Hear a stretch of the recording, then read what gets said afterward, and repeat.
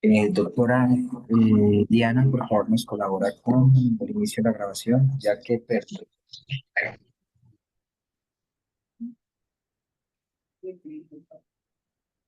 o The Alexis, por time favor. lapse. Listo, perfecto. Ya ha dado inicio la grabación. Listo, profe Gabriela, ya. Bueno, muchísimas gracias. Entonces, voy a iniciar acá. Good afternoon to everyone. It is my great pleasure to welcome you to the research seminar of basic science, a space dedicated to exchange of ideas, advance of scientific thoughts, and strengthening of our academic community through dialogue and shared experience. In an era where data drives decisions making in nearly every sector, the field of education is no exception. As educators, researchers, and academic leaders, it is imperative that we not only collect data, but also learn how to interpret and apply it meaningfully. To better understand the needs of our students and staff, enhance learning environments, and inform institutional strategies. This session will guide us through practical ways to transform raw data into actionable insights, empowering us to the design interventions and policies that are evidence-based, inclusive, and impactful. Today, we are honored to open this seminar with a thought-provoking and highly relevant conference entitled How to Use Data to Create Strategies to Support Your Students and Staff. It is an honor to introduce our distinguished speaker, Hector Gomez Argote. Mr. Argote holds a bachelor degree in modern language from the University of Caltas and a master's degree in educational administration for the University of North Carolina at Grisboro. With nearly 20 years of experience in the field of education, he has demonstrated a deep commitment to academic leadership and student success. Currently, he serves as assistant principal at High Point Central High School in North Carolina, USA, where he continues to impact both students and staff through his leadership and expertise. We extend a warm welcome to our speaker and to all participants. Thank you for joining us in this academic space. May today's session inspire new perspectives and collaborative opportunities. Thank you, Mr. Gomez, for accepting our invitation. This space is yours now. Okay, thank you very much. Thank you all, and it's a great pleasure to be here today. I know some people is asking like, hey, I don't understand English. Is this gonna have subtitles? Yes. The presentation is going to have subtitles in Espanol. And again, at the end of the presentation, we're going to have some questions. Feel free to ask in Espanol as well. If English is not your forte, feel free again. The point of this is to communicate. And as a teacher and someone who works in education, I always tell my students and the people I work with, if you don't speak English well, it's okay. Just be sure the other person understands what you're trying to say. So with that being said, I'm going to go ahead and start sharing my screen because I have a lot of screens and slides to share. So let me go to my PowerPoint so most of you can see my presentation. Please let me know if you see my presentation, my screen. What do you see? Do you see my screen? Yes, we can see it now. Someone? Okay. Is it on presenting mode? Sí.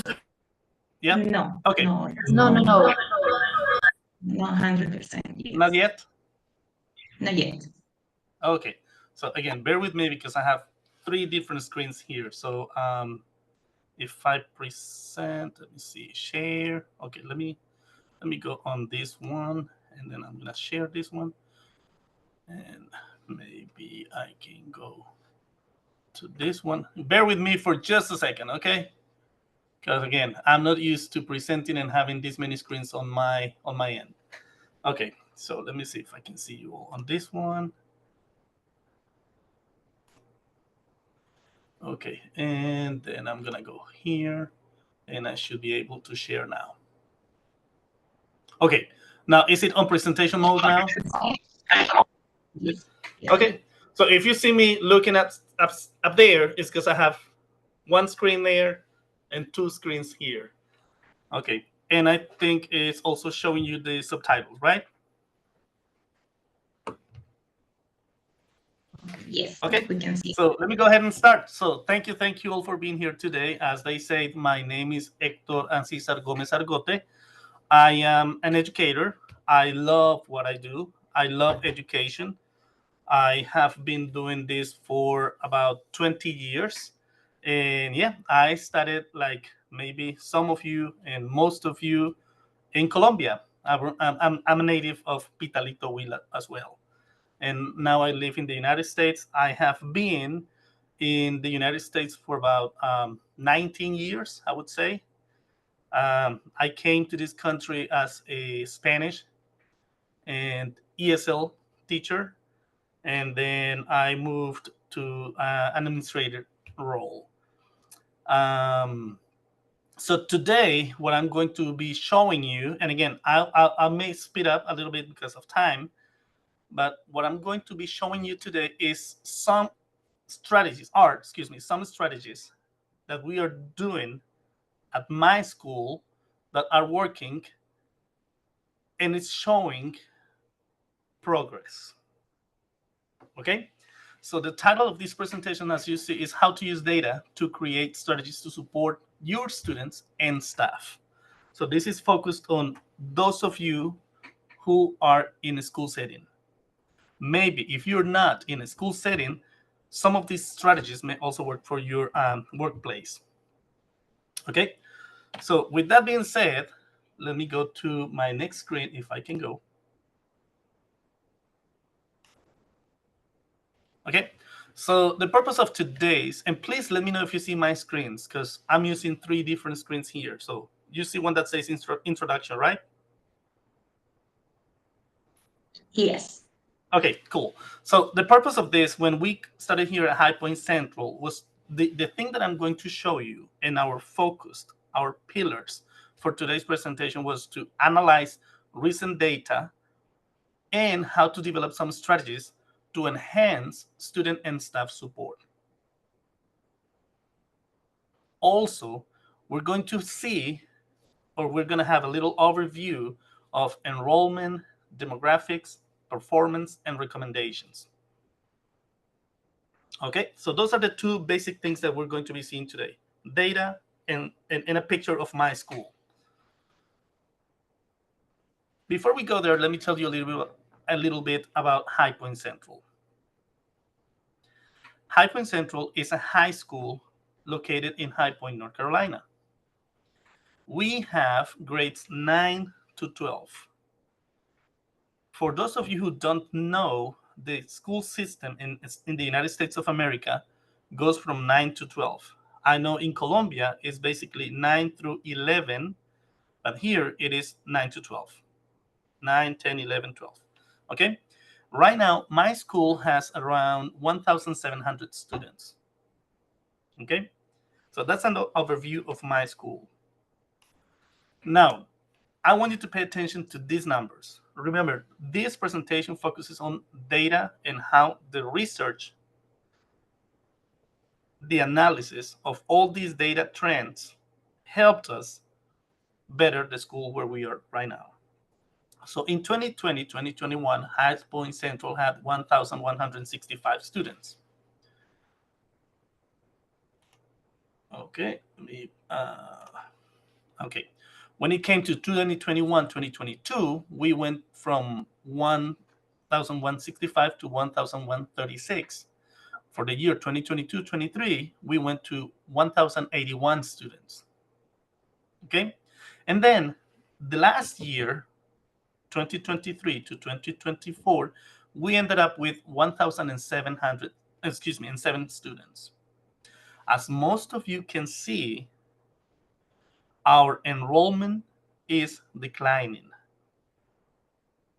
We have less students now. Keep that in mind. Now, you may say, okay, so what are the students that go to High Point Central? My school right now we have 38% African American.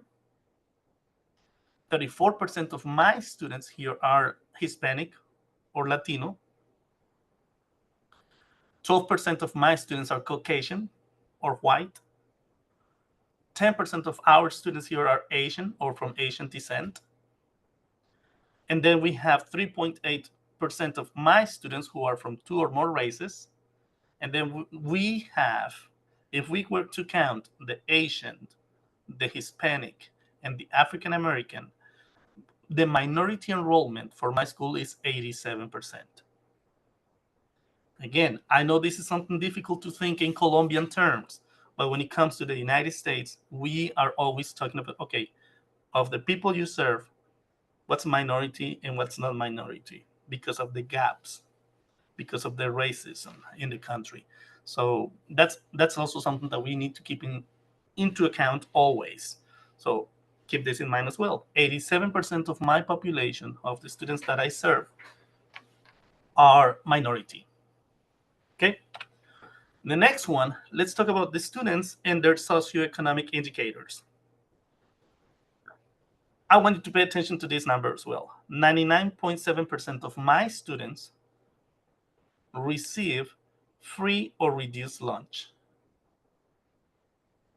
What is this? When a school, okay, let me word this out. When a school has this high number of students receiving free lunch, that means that most of the students in this school are poor. Yes, most of the students that I have in my school, based on this data, tells me that 99% of my students are poor. What's considered poor in the United States of America standards? Let's say if you're a family of 4 and you make less than $32,000 a year, that means that you're poor. Let's say if you're a single person living in the United States and you make less than $15,000 a year, that means that you're poor. So 99.7% of my students are poor. When we saw this number, we were like, okay, so we need high economic support services. Okay, so we were like, hey, most of my students are poor. What are we doing? What can we do for them? Now, when it comes to proficiency or performance, this is like the pruebas saber in Colombia, or in my time, el ICFES, right? So in the United States, we have 4 different subjects. We have 4 different areas that are evaluated.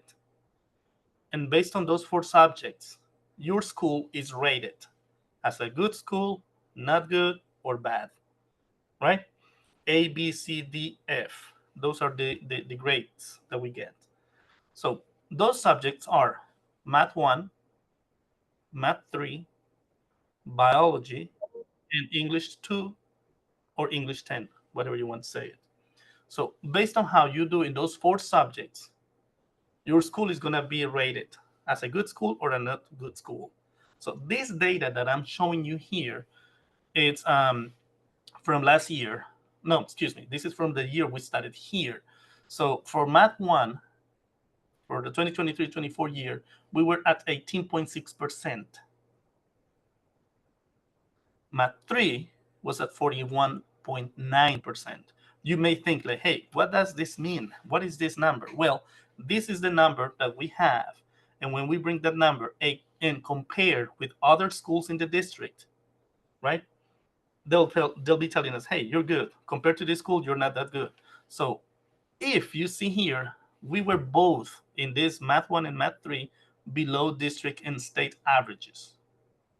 So my students were not getting good results.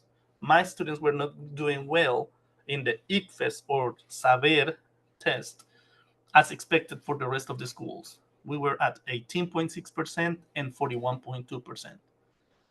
Okay? So my school was low. We were down. We needed to do something. Now, let's study English. When it came to English too, our scores were 36.8%. And in biology, we had a 29.4%. Again, if you saw these numbers compared to other schools, we were below other schools. So we identified that there was a need to strengthen instruction in core subjects. In other words, we saw that we needed to do something to get better results in English 2, biology, Math 1, and Math 3, because the data is showing us that we're below.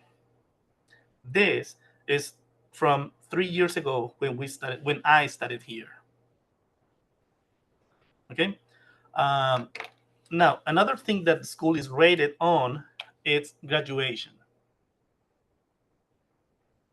For the year 23-24, we saw that the graduation rate of my school was 93%. So that's telling us we are graduating 93% of the students that come to my school. And that doesn't mean that they graduated from 12th grade. That means that they studied with us from 9, 10, 11th, and 12th grade, and 93% of those students came to us and they graduated from us. So that's telling you a little bit of, okay, so we had some strengths, but we also have some deficiencies. Okay. Now, when it comes to the student-teacher ratio, and again, I'm talking about a lot of numbers here. I'm telling you a lot about numbers. I'm going to give you the strategies that we use later. So, student-teacher ratio, my school right now has 13-1. What does this mean? We have one teacher per every 13 students. Okay?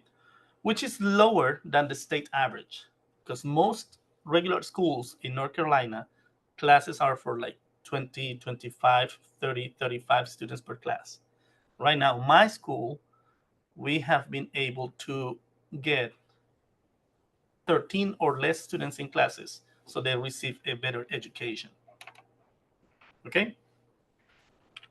Hopefully everybody's taking notes and keeping this in mind. So after all that data that I show you, we identified 3 challenges. Problems. These were the challenges we identified. Number 1, there was a decline in enrollment. Challenge number 2, our school is a low proficient school. Challenge number 3, we have a high economic disadvantage. Those were the 3 main challenges we found 3 years ago when I and the other group of administrators studied in this school. But when we identify challenges, we also have to identify strengths. We also need to see, hey, what works for us? So some of the strengths that we have here at High Point Central, strength number 1, diversity. We're a diverse school. Strength number 2, compared to other schools, we have a good graduation rate. And strength number 3, we have a low student-teacher ratio. So we have 3 problems and we have 3 things we're good at or that we can use to our benefit. Okay? So with that in mind, we started thinking, hey, what can we do? What can we do to make this High Point Central School a better school? Then we came with 5 different strategic recommendations.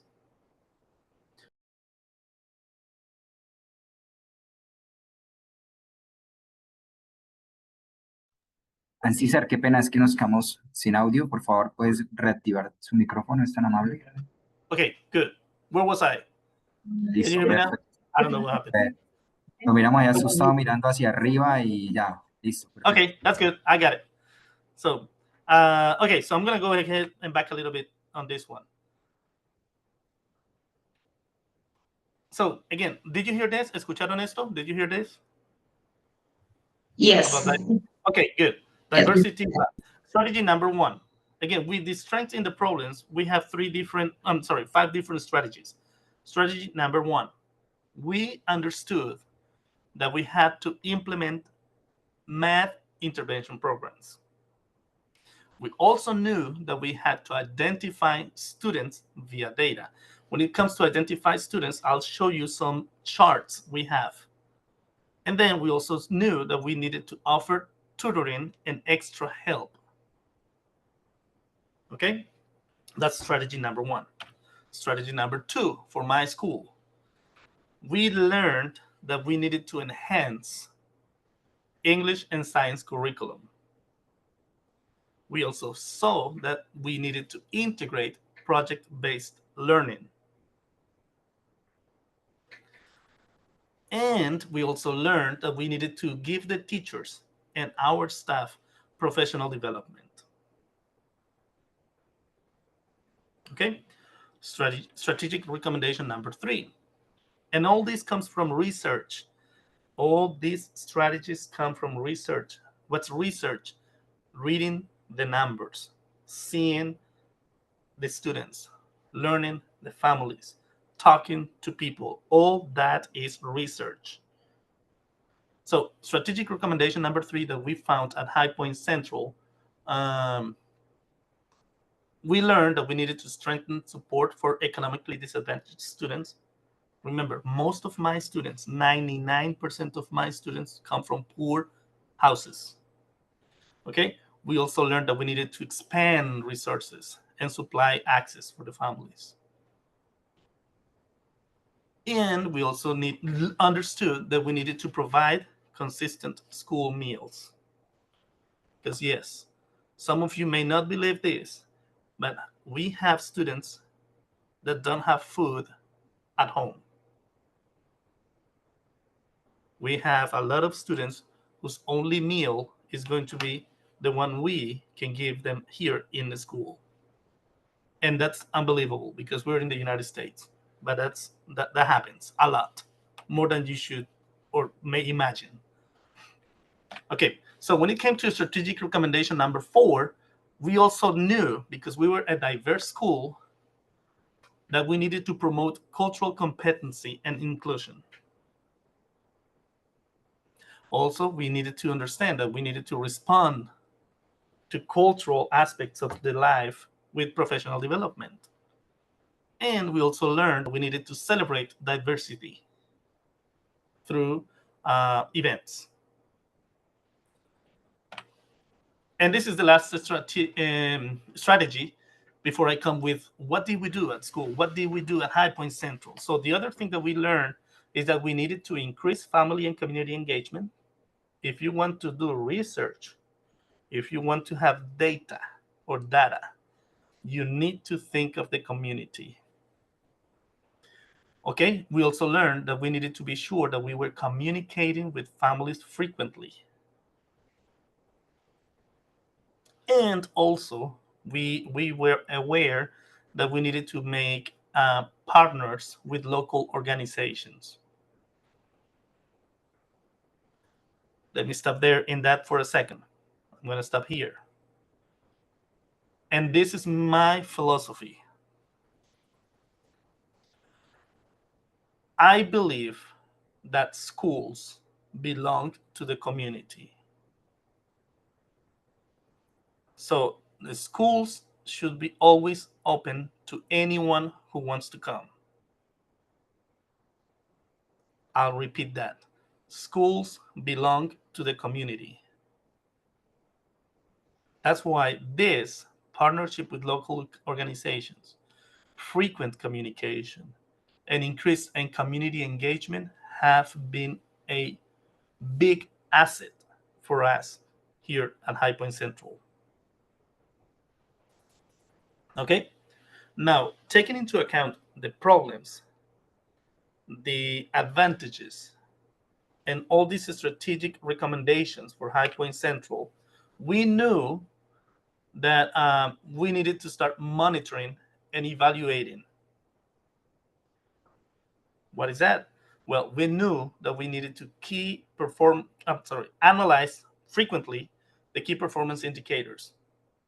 What are those key performance indicators for my school? Number one, proficiency. Number two, attendance. And number three, engagement. With those three indicators, we should be able to identify what can we do? What can we do? And again, I'm giving you all this from the standpoint that research has this halo of research requires lots of paper. Research requires lots of time. Research requires a lot of studying and analyzing, but sometimes not. Research can also be focused on a simple, single aspect. And then you have to start thinking of how am I going to solve this? This didn't work. I'm going to do something different. Because sometimes the word research is understood as something that's high level. But when it comes to a work site, when it comes to a school site, research needs to be understood as also used to fix daily issues. Okay, so with that in mind, I want you to review. We were sure that to be able to get High Point Central to a better place, we needed to review data regularly. And based on how the data was showing, we needed to adjust strategies accordingly. Okay? So with that in mind, now I'm going to show you some of the things we have done here at High Point Central, active things that's going to show later in data how has the school improved. One, and again, the strategies implemented that I'm going to show you next, most of the, sorry. I was going to say most of the wording is in English, but it's in English, okay? Because I have this presentation in both languages. I have the presentation in Espanol, and I have the presentation in English. So I was like, hey, which one do you prefer? You said you preferred English. So here we are, practicing English. So what did we do at High Point Central? What did we do here? Strategy number one. And again, these are not in any specific order. I'm just showing you some of the things we have done through the years to get the school to a certain level. So the first picture you see here, it says, welcome to High Point Central, the gathering of the herd. I'm going to say this in Espanol so you understand the wording. La reunión de la manada is the gathering of the herd, okay? We implemented 4 different gatherings of the herd, or reuniones de la manada, throughout the school. What is this? School was going to be open after school hours from 5 to 8, 4 times a year, where families and parents could come to us, right? And we should be able to give the parents and the families with different things, right? If you see this screen, I don't know if you can see it well if you're on your computers, right? But this is one, I think this was the last one from April, where we prepare a night for the families, and in every floor of the school, in every area of the school, we had something specific for them. I'm going to highlight this one, the first floor right. If you see this one, we divided and we gave the first floor of the school, the right side of the school, to colleges, universities. So we had, I think that day we had 17 different universities visiting us, 17 different schools. We invited them, they came to us. So any family who was interested in learning about that school, they'll come to us and they'll be like, hey, I want to learn about UNAD. We'll be like, okay, yeah, they're in room 101. Okay, so the second part of this, where I'm highlighting right now, it was organizations, companies. We called places, we called companies, and we told them, hey, are you hiring? Do you have any internships? Yep. If there were any of these institutions who had internships or if they were hiring, we were like, hey, go there. We have constantly families coming to us asking for, hey, Mr. Gomez, I need a job. Mr. Gomez, do you know who's hiring? Mr. Gomez, I need an internship. Do you know? So we also invited companies and organizations, and they came and they offered jobs to some of our students and some of our parents. The rest of the school was divided, as you can see, and I'm going to speed up because of time, right? We had the PE teachers, which is sports. So we gave the families, hey, are you interested in having your child practicing in sports? Go to the gym, right? So they received information. In the media center, we had mental health. We know we have a lot of parents right now who are dealing with teenagers. So we created also programs where they could come and learn about substance abuse, right? How to understand the system and some other things. Of course, every single one of these meetings, we offered food, drinks, and lots of school gear to the families. We gave gifts, we gave them free food, we offered them lots of things so they could come to us. So that's one of the strategies that we used to get High Point Central to a better place. Second strategy, and I'm going to speed up because I'm speaking too much. The blitzes. And this is all data, what I'm showing you here, the colors, the names, the pictures, blah. So the other thing that we created here at High Point Central based on our low performing data was, hey, why don't we do blitzes? Blitzes are Saturday tutoring opportunities. So students who are taking English 2, Math 1, Math 3, and Biology can come on Saturdays. They could come to Saturdays to school. They're going to meet with their teachers, and the teachers are going to help them understand. For these days, and for most of these activities, and we know if we have anyone here who's in a leadership role, if you're in a leadership role, remember you need to invest not just time but also money. Okay, so we offer the teachers, hey, would you like to work the blitzes? We're gonna pay you, right? Come and help the students. We offer the students also food on those days, and we kept track who came, like Samuel Saldaña. He came, he has been here 2 times, he worked with Miss Hilton. And all these names and numbers and colors here mean something. We keep track of how many times the student has come. We keep track of how many times has the student met with what teacher. And then we use that data, this is all research, we use that data later to see if the student improved or not coming to the blitzes. Again, this was only for Saturdays. And we keep track of this stuff, and we meet and sit and analyze. That's another strategy that we implemented. Another strategy that we implemented in our school was the Learning Hub. I'm going to say this in Espanol, so it's understood. I don't know how the translator is going to translate it. But it's Centros de Aprendizaje. Okay? So Centros de Aprendizaje, or Learning Hubs, are Tuesdays and Thursdays. For anyone, any student who wants to come, we will open the school for them. And they will come and they will have tutors with their teachers. They all go to the same place. They go to the school library, right? They will go there and they'll study anything they want. anything. Of course, we feed the students, and we also provide transportation for the students, because most of our families cannot pick up the kids after certain time. So we will be feeding the students, and we will be feeding the students, and we will also offer transportation. So any student who wants to stay for the learning hub or centros de aprendizaje, they could do it. They will not have to worry about food. Remember, that's one of our main needs. Most of my families don't have food at home, and transportation. Okay, so we also created the learning hubs.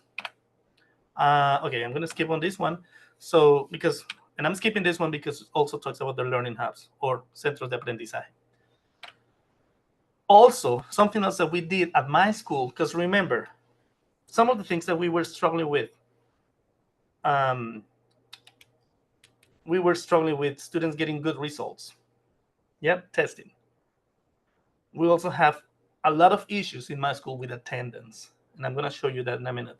So we also implemented something called the tardy checks. What are the tardy checks? Every so and then, let's say once a week, once a month, we will stand at the main entrance of the building, and any student who was late, we will pull them up. We'll be like, hey, come here, Mireya, why are you late? Mireya is going to tell us, hey, I'm late because. Then we'll call Mireya's family. It will be like, hey, did you know that Mireya's late today to school? Remember, school hours are blah, blah.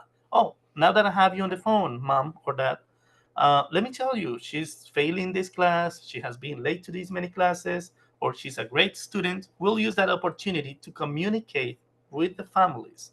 And we did that once a month, once a week, every once in a while.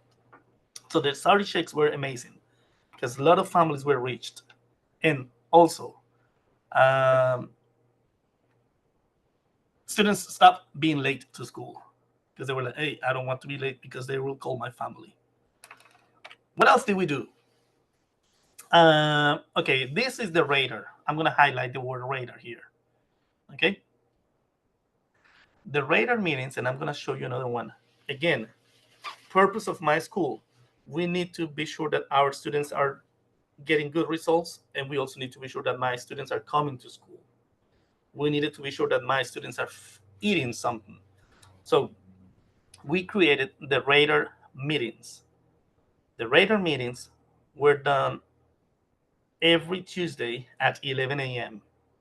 We will have the counselors, we will have the social worker, and we will have in those meetings the 4 administrators, the principal of the school, and the 3 assistant principals. Everybody would meet on that day. And we will start studying every grade level: 9th grade, 10th grade, 11th grade, 12th grade.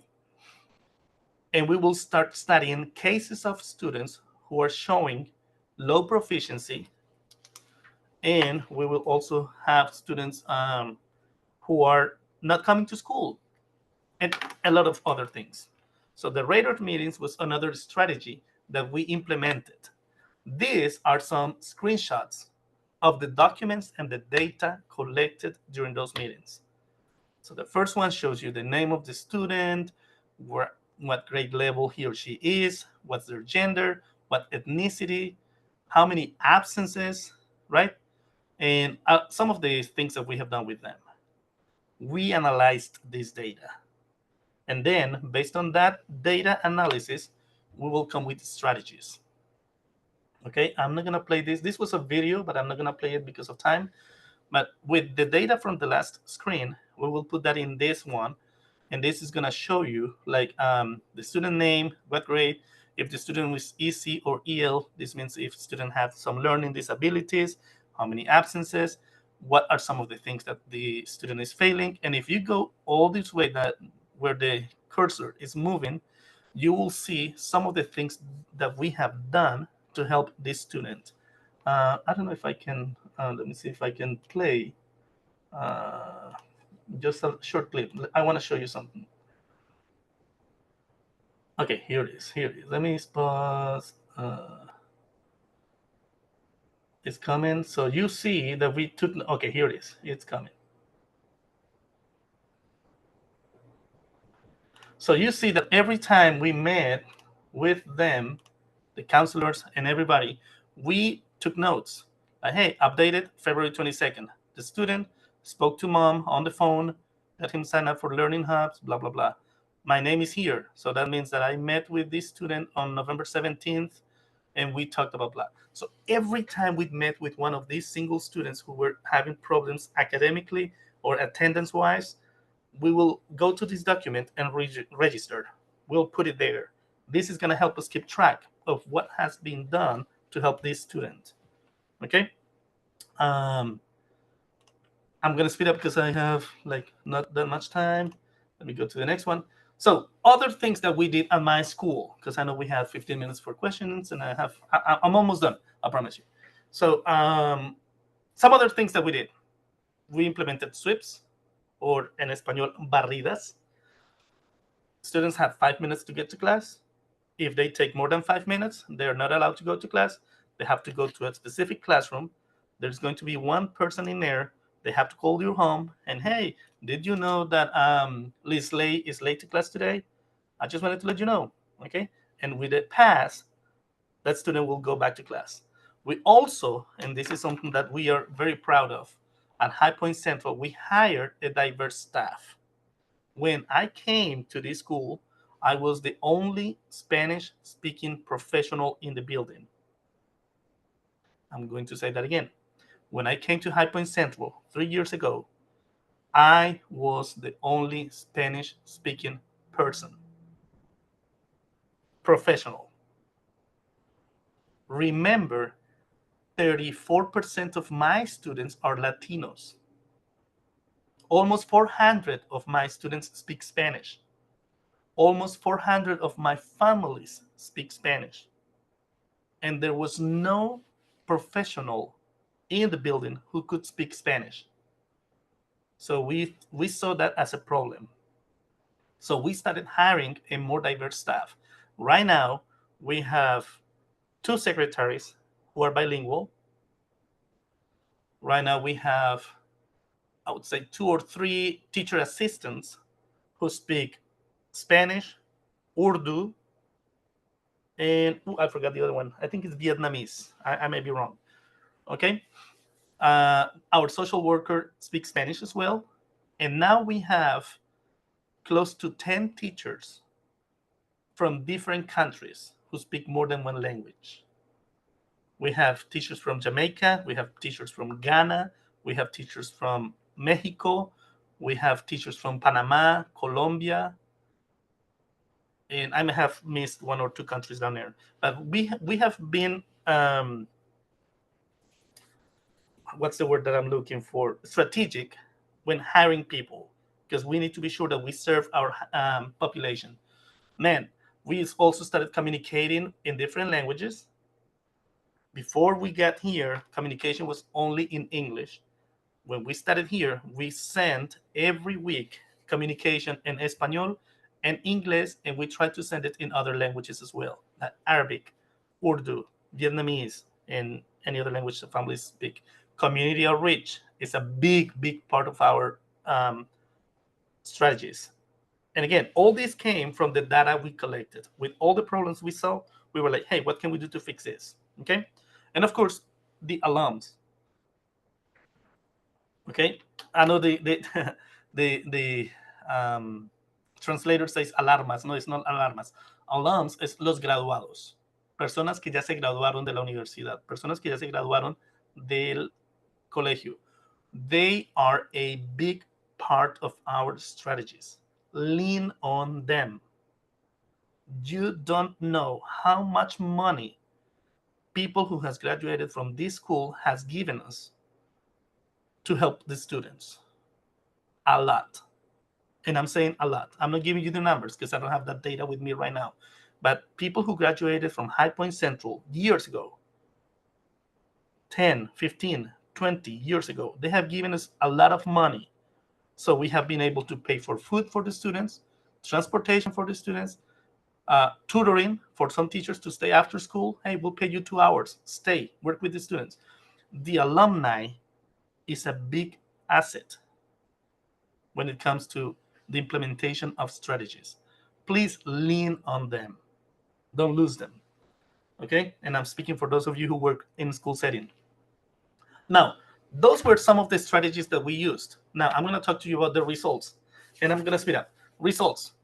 Last year, High Point Central was recognized with the award as the most improved school in Guilford County. So last year, with all the things that I showed you, we were the school that got the best results compared to other schools. So these are just 3 screenshots, and this is a link to a YouTube video that's going to show you how much we have improved. I'm going to show you quickly. This is just data, okay? So from the 23, let me go here. So the student attendance at my school from August, May of 23-24 was 86.1%. Now it's 89.4. So we have increased 3 points, okay? Staff attendance. Remember, this is also to help the staff. We were, I think, if I remember well, we were in the 80s of our staff attendance. Teachers did not come to work. Right now, we have a 95.8% attendance. Teachers come to work to us. Okay, and I'm not going to explain the rest of it. So as I showed you, at my school, we love data. We love data, right? Some of the things, our staff attendance improved to 95%, right? Student daily attendance improved from 82% to 86% right now, 4 percentage points. So we are in a good track. We're in a good way. Also, disciplina, right? So referrals or llamadas de atención in the year 22-23 were 979. Right now, the discipline reports have go down to 599. So this is showing you that staff attendance improved, students referrals decreased. So we have less problems, discipline problems, but we have more teachers in here. Okay, tardis, students being tardy, we had 243 incidents, which is 61% of the things. Right now, we have less than that. I'm going to skip on this one because of time, and I think it's cutting some of this, but let me show you. I'm going to jump through this because we only have like 10 minutes. This screen shows you data, and I'm going to try to do this quickly. Now, okay, so remember, for Math 1, the target for the district was 9.6. This is what the district was asking us. Hey, this is what you need to improve. We have improved 16% and 18%. Look, they wanted us to be as high as 14. We have already surpassed that number. For Math 3, the district wanted us to do 23.2 or 26.2. Right now, we have surpassed that to 36 and 44. If you see these numbers, my school is going the right direction. For biology, the district wanted us to be 15.6 or 20.6. Right now, we are at 26.28 or 32.29. Again, it's going up. Okay. Next, in English 2, this is one of the trickiest ones because the district wanted us to improve 34.9 to 37.9. Right now, in the fall, we did 40.60, which is good. But right now, we are a little low in 29.46. We're working on that, okay? When it comes to academic subgroups, remember, we described and we started with how many African-American, how many Hispanic, how many EL students are in the class. Look at these numbers. Improved, mejoraron. When it comes to the results from their testing, los resultados de sus exámenes, these subgroups improved. The African-American population went from 10.3 to 31%. The Hispanic population went from 17.5 to 41.4. This has never seen. This was unseen. That the Latino population went from 17% proficient to 41%. It was amazing. EL students who are learning English, went from 9.7 to 29.5. Look how these numbers jumped. We increased in every single aspect in the school with the strategies we implemented based on data. Students with learning disabilities, they were at 5%. They improved to 19%. Again, these are preliminary results from this year. Okay?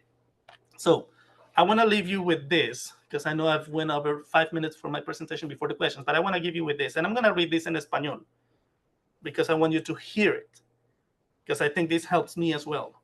Lo voy a leer en español. ¿Ok? Dice, las excusas matan las soluciones. La procrastinación mata el progreso. La insolación o estar solo mata la colaboración. Los chismes matan la cultura. Y la complacencia mata el crecimiento. Ahora vamos a leerlo al contrario. Las soluciones matan excusas. El progreso mata la procrastinación. La colaboración mata la insolación o el estar solos. Una buena cultura del trabajo mata los chismes. Y el crecimiento mata la complacencia. Este es uno de los motos por los que yo me rijo aquí en la escuela. Este es uno de los motos por los que yo me rijo como docente y como investigador administrador. Bueno, y eso era todo lo que tenía. And that's all I had for you all today. I'm just gonna open the room now to questions.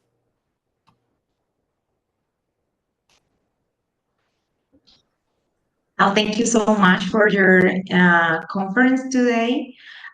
We extend our sincere gratitude to Mr. Hector Gomez for sharing his valuable insight on how to use data to create strategies to support your students and staff. His experience and perspective have given us practical tools and meaningful reflection of the power of strategies in educational leadership. So we now open the floor for questions. So let's see, we have some questions here at the chat, or maybe we can start with one that I have. It is just up to you. You're just answer in English or in Spanish. How were these types of strategies implemented with the students who had special educational needs or learning difficulties? So, I don't know. Was the question given to you in English or in Español? On Spanish. La pregunta se la dieron en español o en inglés? No, it is my question. So, Okay. if you want to, yes, give the answer in Spanish, it's okay. Okay, so let's do it en español. Okay, so para las clases en las que nosotros tenemos estudiantes con habilidades diferentes de aprendizaje, ¿sí? Se tomó una cosa que se llama colaborar. Y como les dije hace un momento, no puse todas las estrategias por tiempo, pero nosotros tenemos una cosa que se llama collaborative teaching, ¿ok? En donde tenemos 2 o 3 maestros en el salón. Entonces, es un maestro con niños de habilidades especiales, un niño con habilidades de aprendizaje diferentes. Tenemos a 2 o 3 maestros trabajando con ellos, ¿sí? Que sirven para estar moviéndose dentro del salón. A los maestros se les dio talleres de cómo trabajar colaborativamente con otros maestros, cómo planear en conjunto. Se les dieron todas estas herramientas. Ahora, ¿qué pasa si son estudiantes que tienen aprendizaje diferente, pero están en un ambiente regular? Se hizo lo mismo. Tratamos de poner a la mayoría de los estudiantes que tienen aprendizaje diferente en aulas y en salones de maestros con buenas estrategias de ¿cómo se dice?, de enseñanza. Tratamos de hacer que los maestros que eran, voy a decirlo como suena, que como quien dice, los buenos maestros los pusimos con estudiantes que aprenden un poquitico diferente. Y a ese maestro también le dimos una persona que le colabora. Y como ustedes se dieron cuenta, los números en esos estudiantes subieron más de un 20%. Okay, what's the next question? A mí me gusta que me hagan preguntas. I love questions. Tengo otra por acá. Bueno, ¿cuáles fueron esos desafíos que se enfrentaron al implementar este tipo de estrategias, sobre todo pues con el equipo, puede que docente o pues sobre todo al implementarla con los estudiantes? Yo lo dije varias veces dentro de la presentación, nosotros llegamos. La escuela en la que yo trabajo ahora actualmente tenía el estigma y la fama de ser una de las peores escuelas del área. El distrito, poniéndolo en términos colombianos, la Secretaría de Educación decidió que era hora de que cambiaran a toda la administración de la escuela. Cambiaron a toda la administración por los resultados de la escuela. Todos, solo dejaron a una persona. Es decir, de los 4 que había, se fueron 3. Se cambió a todo, como cuando uno va a un restaurante o a una cosa y dice, nueva administración. ¿Okay? Eso pasó en mi escuela, nueva administración. Entonces, venir a una escuela con todo ese tipo de problemas fue difícil porque los maestros ya tenían un mindset, ¿cómo se dice? No sé cómo se dice mindset en español. Ya tenían en su mente como un tipo de administración y la moral y la cultura de la escuela estaba muy, muy, muy baja. Entonces, nosotros lo primero que empezamos a trabajar fue con eso, la cultura, la moral, hacer que los maestros creyeran en nosotros. A mí me lo han dicho varios maestros. Cuando ustedes llegaron aquí, ella es una maestra que lleva aquí 30 años trabajando en esta escuela. Ella me dijo, cuando ustedes llegaron aquí, yo dije, bueno, son otros de los mismos, nada va a cambiar. Ella dijo que lo había pensado. Con los resultados y con todo lo que ha pasado en la escuela, un día volví y me dijo, no, yo al principio no pensé que ustedes pudieran hacer tanto y he visto el cambio en la escuela. Entonces teníamos un grupo de maestros que venía experimentando administraciones que no se preocupaban tanto como nosotros por los estudiantes y por los maestros. Le hablo a los administradores que estén en la conferencia de hoy.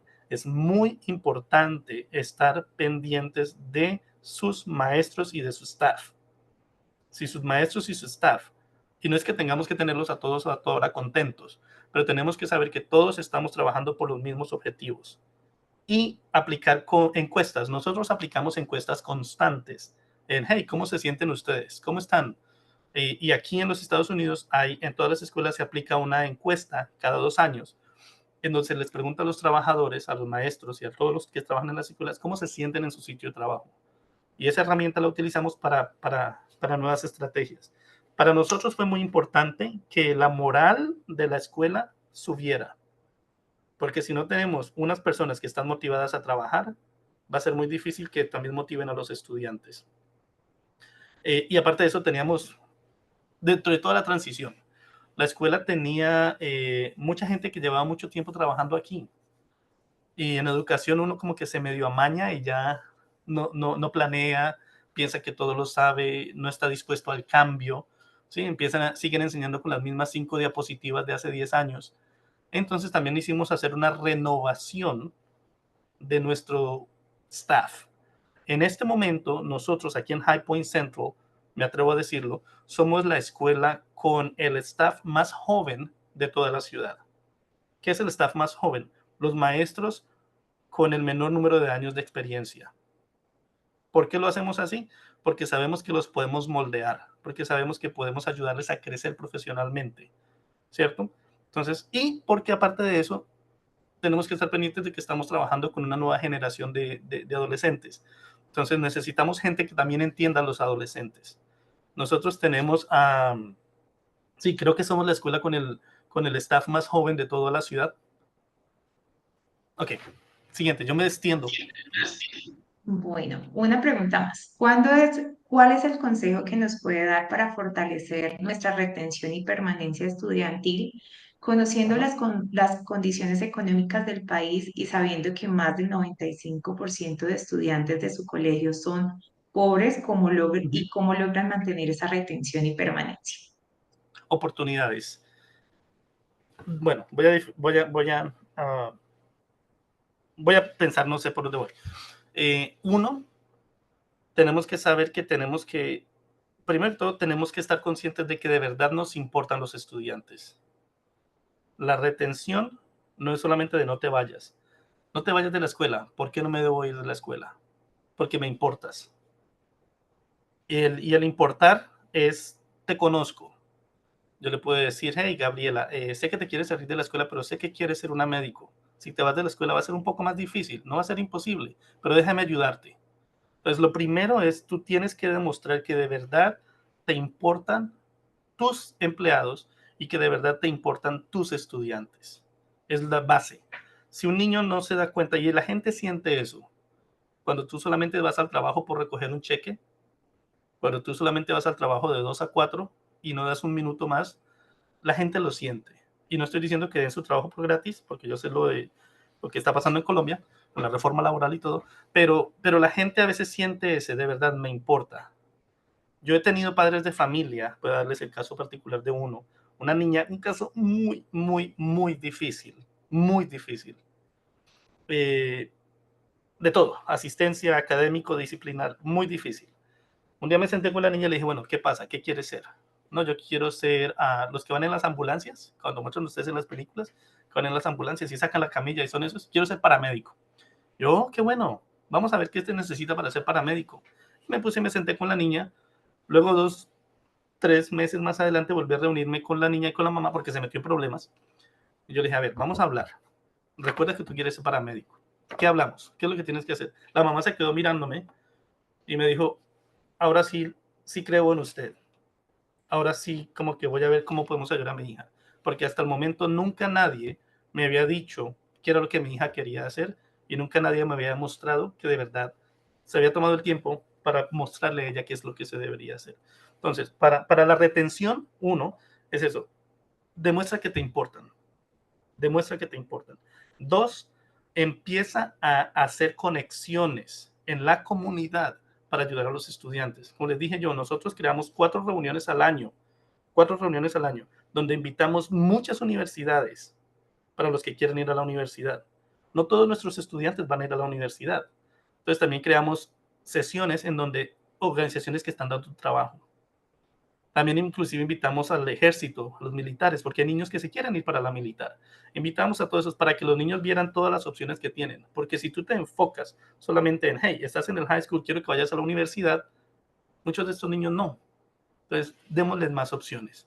Y esa abertura de opciones, y cuando ellos ven que en la escuela ellos pueden venir y preguntar qué puedo hacer para llegar a un punto, y saben que la herramienta está en la escuela, ellos van a seguir viniendo. Ok, qué pena que yo me extiendo mucho en mis respuestas. Bueno, vamos con otro comentario adicional y bueno, una pregunta.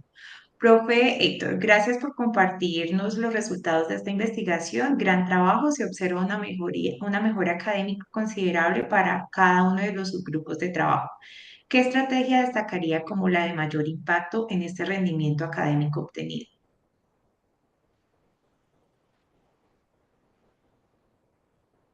Es que yo no creo que podamos hacer como una separación, porque si quito una y no trabajo con, o sea, no podemos, como lo dije hace un momento, trabajar solo, ¿sí? Mata el progreso. Trabajar solo mata el progreso. Entonces, hacer una sola cosita va a tocar un solo punto. Necesitamos tocar varias cosas. Ahora, ¿qué ha funcionado en mi escuela? Número uno, enseñarles a los maestros a hablar de data. ¿Cómo se dice en español? Se me olvidó la palabra. ¿Cómo se dice data en De español? estadística de datos, Estadísticas, exacto. análisis de Enseñarles a datos. los maestros a hablar de datos, de estadísticas. Cuando nosotros llegamos aquí, los maestros no hablaban de estadísticas. Si ustedes, no sé si les puedo compartir después la PowerPoint, ven un video, en una de las partes del video se ve cómo los maestros están utilizando data, estadísticas en sus clases y le están enseñando a los estudiantes este es el objetivo que tenemos que llegar, 85, 83, 92. ¿Sí? Entonces, una de las cosas importantes que nos ayudó, si yo fuera a resaltar una para que todas las demás empezaran a surgir, es enseñarles a la población, tanto estudiantil como de maestros, a hablar de estadísticas. 20% necesitan pasar, 15%, necesitamos 2 puntos porcentuales para llegar a nuestra meta. Eso ha funcionado buenísimo y los estudiantes ya hablan ese idioma. E incluso nos llamó la atención, una vez vino alguien a visitarnos de las oficinas centrales, poniéndolo en términos colombianos, de la Secretaría de Educación, vino alguien y nos dijo, estoy muy sorprendido con lo que ustedes están haciendo, porque la secretaria tal me estuvo diciendo, ¿ya se dio cuenta de cómo estamos en los números? ¿Ya vio nuestras estadísticas? Y por lo general uno siempre excluye a las secretarias de este tipo de conversaciones. Que una secretaria haya sido capaz de darle a una persona que está en un rango alto de la Secretaría de Educación informe sobre nuestras estadísticas y nuestros objetivos, para él fue sorprendente. Y aquí en la escuela todos, desde las secretarias hasta las que trabajan en la cocina, hasta la señora de la biblioteca, siempre está en todas nuestras reuniones donde se analiza estadísticas. Bueno, vamos con una pregunta más y yo creo que se relaciona un poco con la pregunta que hicimos inicialmente de estudiantes con necesidades especiales. ¿Cómo se hace para regular que el profesor no quede sobrecargado? Porque trabajar con estudiantes diferentes requiere individualizar muchas veces las clases, entonces el profesor tiene que invertir más tiempo en ese tipo de estudiantes. Okay. ¿Cómo fue la primera parte? Ya creo que la estoy viendo en el chat. ¿Cómo se hace ¿Cómo se para hace regular? para regular que el profesor no quede sobrecargado? Bueno, como les dije hace un momento, es una estrategia de mi escuela, ¿sí? Nosotros unimos, hacemos co-teaching, en español no sé cómo se elaborará, enseñanza colaborativa. No tenemos un solo maestro en la clase, tenemos dos. Si vemos que las clases son difíciles, si vemos que las clases son de disciplina complicada, si vemos que en la clase hay muchos estudiantes con problemas de aprendizaje o que aprenden de formas diferentes, ¿sí? Tenemos 2 o 3 maestros en esa clase. Entonces, no es que estemos sobrecargando todo a un solo maestro. Hey, te vamos a poner 20 estudiantes, pero todos tienen diferentes modos de aprendizaje. No, no vamos a hacer eso con ninguna persona porque sabemos que no es ético y no está bien. ¿Ok? Entonces, si te vamos a dar a ti una carga académica donde vas a estar responsable de estudiantes con diferentes formas de aprendizaje, desde hace 3 años, nosotros en esta escuela nos estamos asegurando de que ese maestro también reciba el apoyo de otros 2 maestros. Y como lo dije hace un momento, se hacen talleres, no nosotros, se buscan talleres en el área, se buscan talleres en la Secretaría de Educación, si le queremos decir así, donde se les enseña a los maestros a cómo trabajar en conjunto, cómo planear para estudiantes con aprendizajes diferentes. Y una de las cosas que nosotros les decimos a ellos, y no negamos, bueno, dependiendo también del año y de la época dentro del año, no negamos oportunidades para que los maestros vayan y aprendan. Ejemplo, viene un maestro y me dice, hey, señor Gómez, está este taller sobre cómo trabajar con niños que tienen problemas auditivos. ¿Puedo ir? Claro, vaya. Y lo que aprenda viene y se lo enseña a sus amigos. Por lo general no negamos oportunidades de crecimiento. Eso sí, tenemos unas políticas, hey, no te puede ir tales días porque son requeridos o tampoco que te vayas a ir todos los días. Pero por lo general tratamos de ser muy flexibles cuando se trata de crecimiento profesional, porque sabemos que esas cosas se van a reflejar en nuestros estudiantes después. Bueno, profesor Gómez, vamos a dar también espacio para una última pregunta. Teniendo en cuenta estos grandes logros, ¿cuáles son los nuevos retos a enfrentar y cómo planean hacerlo? Gracias, perfecto, me encanta esa pregunta. Aun cuando nosotros fuimos la escuela con el mayor rendimiento en las escuelas del condado de Guilford el año pasado, aún no estamos calificados como una escuela A. No quiero que se imaginen que esta es la escuela de las maravillas. Nosotros subimos y fuimos la escuela que más subió, pero aún no estamos al estándar que nos pide la Secretaría de Educación. ¿Sí me voy a entender? Nosotros estamos en 5, subimos a 20, pero la Secretaría de Educación en sus estándares dice debemos estar en 34. Estoy poniendo números al azar. ¿Ok? Entonces nosotros todavía no estamos allá. No estamos siendo una escuela A o B. Entonces, teniendo en cuenta todos esos grandes logros y los nuevos retos, el reto todavía existe. El reto todavía existe porque tenemos que llegar allá. Entonces, hasta el momento todo indica que lo que estamos haciendo lo estamos haciendo bien. Lógicamente, uno de los nuevos retos, voy a de pronto a hablar ahí un poquito de esto, lo dije hace un momento, somos la escuela con el staff más joven, ¿sí? Entonces, uno de los retos ha sido cómo enseñarle a la gente joven a recibir, ¿cómo se dice feedback en español? Cómo enseñarle a la gente joven a recibir sugerencias. Sugerencias. Sugerencias, porque la mayoría de los jóvenes, no sé cuántos jóvenes hay aquí, pero la mayoría de los profesionales jóvenes y la gente de hoy en día piensan que ya se las saben todas. Entonces vienen a retroalimentación, gracias. Ese es uno de los problemas que estamos teniendo ahora con muchos de nuestros maestros. No están tomando la retroalimentación bien y entonces siempre están muy a la defensiva. Yo puedo decirle, hey, Evelyn, Vanessa, estuve hoy en tu clase, ¿qué tal si de pronto para la próxima clase aplicamos esta estrategia? ¿Por qué me está diciendo eso? ¿Ok? Entonces están siempre muy a la defensiva. Entonces es uno de los nuevos retos que tenemos para el próximo año. ¿Cómo enseñarle a nuestro staff a recibir retroalimentación de una forma constructiva y no defensiva? Bueno, profe Héctor, muchísimas gracias por precisamente pues aceptar nuestra invitación. Yo creo que también por tiempos pues vamos a dar por culminada nuestra sesión. Les agradecemos pues a todos por esta participación tan activa el día de hoy en nuestro seminario y también pues expresamos nuevamente nuestro agradecimiento al profesor Héctor por compartir estas valiosas reflexiones en cuanto a su experiencia, a su perspectiva y también todas estas reflexiones significativas acerca pues de este proceso también de liderazgo educativo. No sé si nos quieras dar Muchas pues gracias. algunas palabras adicionales, profe Héctor. No, nada, nada. Muchas gracias a todos nuevamente. Si alguien tiene preguntas o si alguien tiene algo más después, les voy a poner aquí mi contacto en mi email, mi correo electrónico en el chat. Te Por si alguien agradecemos quiere de verdad preguntar, o si alguien tus quiere saber datos más, para... o si alguien quiere saludar algún día, hey, ¿cómo van? Ahí están. Ese es mi correo electrónico para los que tengan más preguntas. De pronto se quedaron algunas preguntas sin responder en el chat. Ahí está mi correo electrónico por si alguien después me quiere escribir. Pero no, nuevamente, muchas gracias. Como repetía en medio de la presentación hace un momento, investigación no necesariamente quiere decir que sean largas y que sean muy extenuantes. Investigación es tomar punticos especiales y ver qué puedes hacer. Y aparte de la data, que te vaya soltando eso, ir cambiando, irte moviendo. Pero no, eso es todo. Muchísimas gracias a Que todos por sí. tenerme aquí. Bueno, muchísimas gracias, profesor.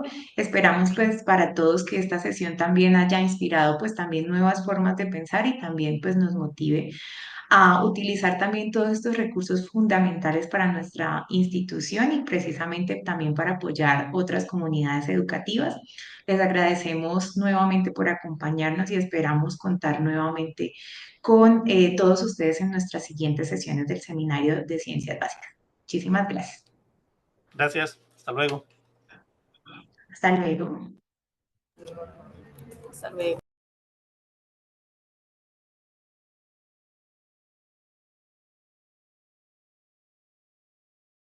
Gracias.